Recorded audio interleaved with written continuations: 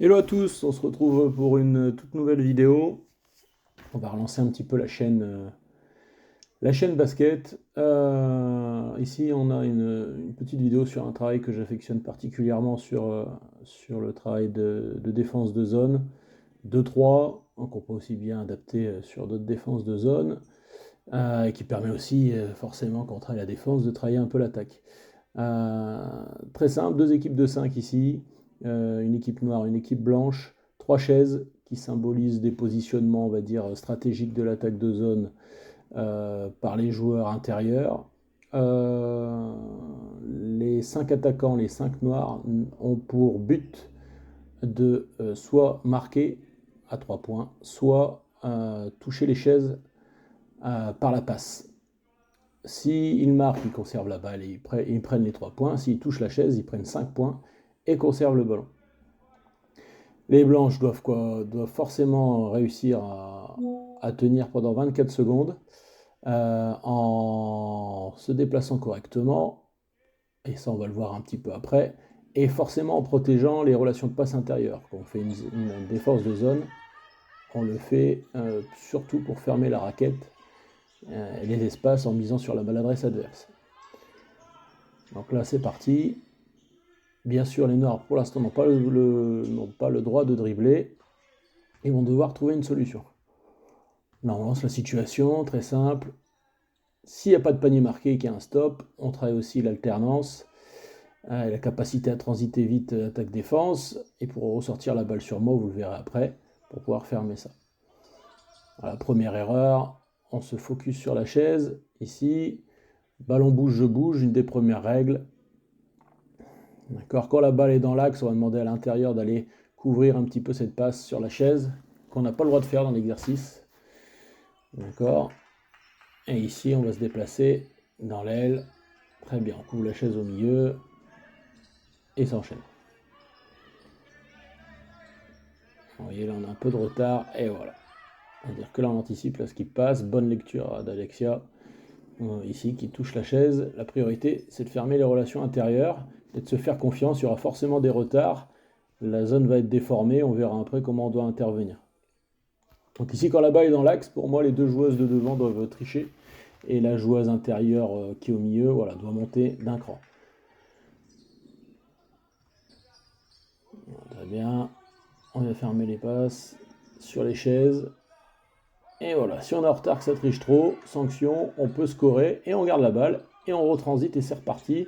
C'est un exercice où on peut trouver très vite du rythme en fin d'échauffement que j'affectionnais de faire juste avant, très bien joué ça encore, juste avant les entraînements de match, jour de match ou veille de match. Ça permet de lancer la séance, de travailler la zone. Et ce qui me semble intéressant dans cette situation, c'est de comprendre pourquoi on fait la zone défensivement et offensivement aussi, d'avoir toujours un œil. Ça, c'est un de nos basiques, on le verra sur les autres vidéos qu'on va au fur et à mesure mettre sur la chaîne. Toujours un œil sur l'intérieur, sur le cercle. Là, c'est pas trop mal. Voilà, on commence à couvrir.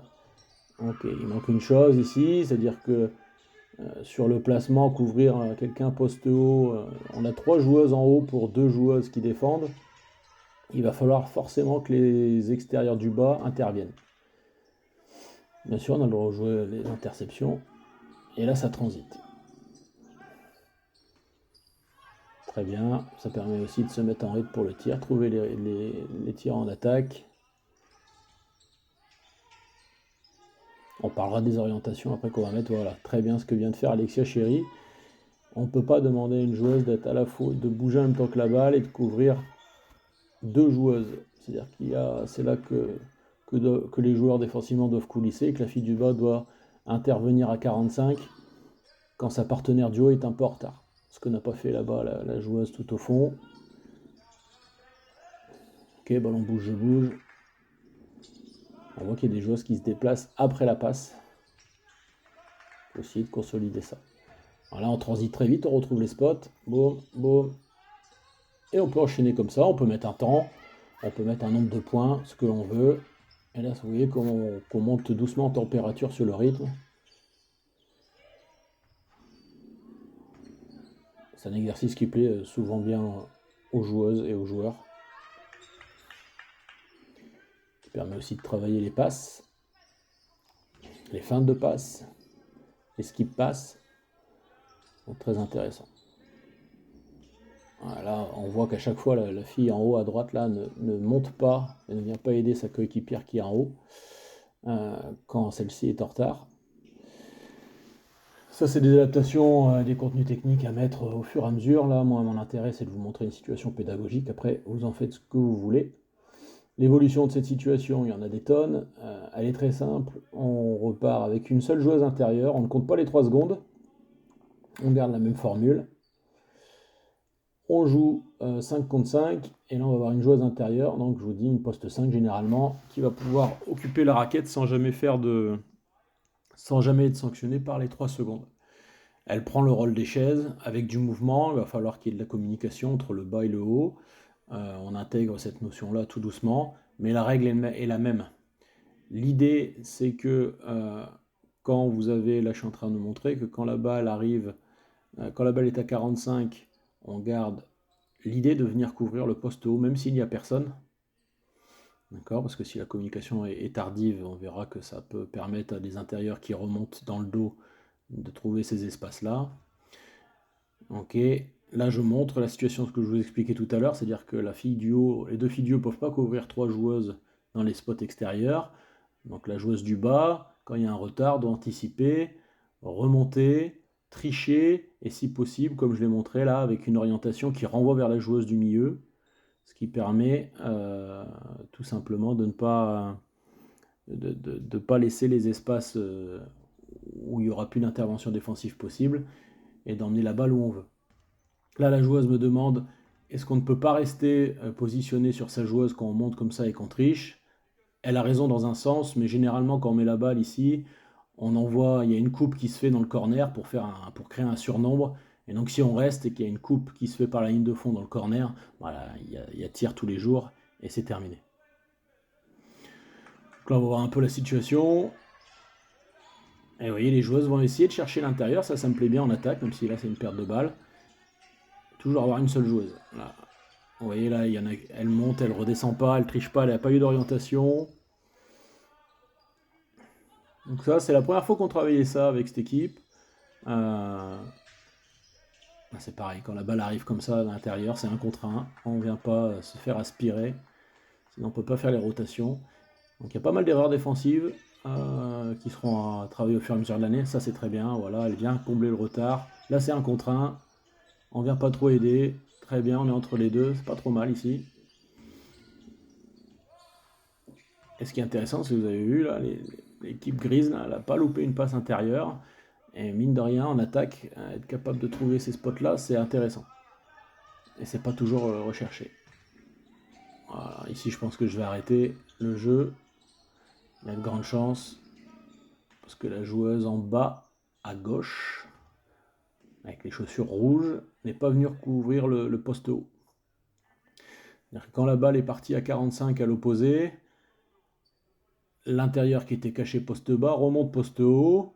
C'est pourquoi là il faut descendre. Là, si on reprend l'action, la fille en blanc doit couvrir ce qui était à la base la chaise, même s'il n'y a personne, pour couvrir cet espace et pas laisser une intérieure remonter dans le dos. Comme vous pouvez, si vous voulez rembobiner un petit peu, là, il y a 20 secondes sur la dernière attaque, la joueuse avec les chaussures rouges en bas à gauche, en noir, n'est pas venue couvrir cet espace-là, ce qui a permis à l'intérieur de recevoir la balle. On fait une zone 2-3 pour éviter justement, quand on est un peu dominé à l'intérieur, éviter que les grandes puissent avoir la balle. D'accord? Et compter un peu sur la maladresse adverse. On n'est pas trop mal. Elle décide de tricher, c'est sanctionné. Bonne attaque, bonne défense. Là, on n'est pas prêt à transiter attaque-défense. Ça m'intéresse aussi. On met trop de temps à se replacer. Offensivement, là, ça ne se sert pas de feinte de passe. Il y a plein de choses à travailler sur cet exercice-là qui est plutôt intéressant. Offensivement ou défensivement. Selon le projet de votre séance d'après, c'est un exercice qui peut forcément être utilisé aussi en attaque. J'aime bien la notion d'ici d'attaquer sans dribble. C'est juste les évolutions qui vont changer. Les évolutions, c'est est-ce qu'on va pouvoir couper, est-ce qu'on va pouvoir jouer le rebond off, est-ce qu'on va pouvoir utiliser le dribble, etc. etc. Là, la vidéo, c'est encore 2 minutes, ça c'est pas mal. Ok, par contre, il faut vite qu'elle redescende en bas là. Faut pas que la balle puisse arriver de 45 à l'intérieur comme ça. Voilà, il n'y a plus d'organisation, peu de communication. Après 2-3 passes, la zone est déformée. Encore une fois, c'est la première fois qu'on faisait ça avec elle. Voilà, ça c'est intéressant. On est venu couvrir cette passe intérieure. On vient intercepter le ballon. Voilà, c'est un petit exercice que j'aime bien mettre en place. Je vous dis souvent les veilles de match ou le matin de match, quand je sens que mon équipe a besoin de s'échauffer et de se mettre en place doucement.